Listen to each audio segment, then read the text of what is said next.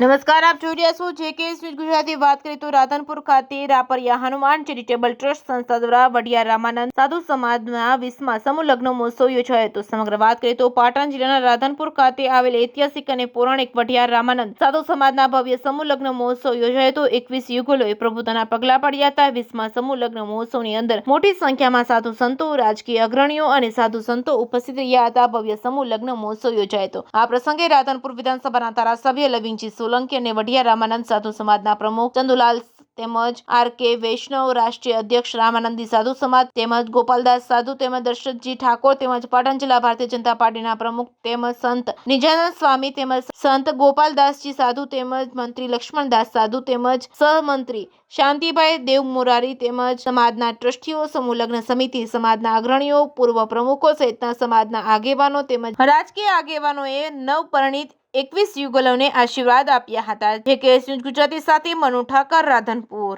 ખૂબ આજે આનંદની વાત છે। રાપરિયા હનુમાન પાવન સાનિધ્યમાં પરમ આદરણીય વંદનીય વઢિયાર ચેરિટેબલ ટ્રસ્ટના પ્રમુખ આદરણીય ચંદુભાઈ સાધુ સાહેબે જે આ સમૂહ લગ્નનું સુંદર આયોજન કર્યું છે, એમાં રાષ્ટ્રીય અધ્યક્ષ, યુવા અધ્યક્ષ અને આખો રામાનંદી સમાજ એકત્રિત થઈને એ સુંદર 21 જોડાએ પ્રભુતામાં પગલાં પાડ્યા। એનો દરેક સમાજે એમાંથી એ પ્રેરણા લેવી જોઈએ। આજે એવું સુંદર આયોજન કરેલું છે અને દીકરીઓને પણ ઉદારતાથી આપ્યું છે એ ચંદુભાઈના નેતૃત્વ નીચે। એટલે ખૂબ એમને શુભકામના પાઠવું છું। અને ચંદુભાઈએ આજે જાહેરાત કરી છે કે અહીંયા રાપરિયા હનુમાનના જીર્ણોદ્વારમાં થવાનો છે, એમાં ભારતભરમાંથી એ રામાનંદી સાધુ સમાજ અને બીજી અન્ય આ વિસ્તારમાંથી દરેક ગામોમાંથી અહીંયા વસ્તી આવે, દરેક સમાજ આવે અને એક ભવ્યથી અતિ ભવ્ય એ અહીંયા આયોજન થાય, એ કથાનું આયોજન થાય એવી આ જાહેરાત કરી છે। અને મને વિશ્વાસ છે કે 100% આ વિસ્તારની જનતા એમને સાથ સહકાર આપવાની છે, કારણ કે આવું પવિત્ર કાર્ય છે, એમાં દરેક સમાજના લોકો જોડાશે।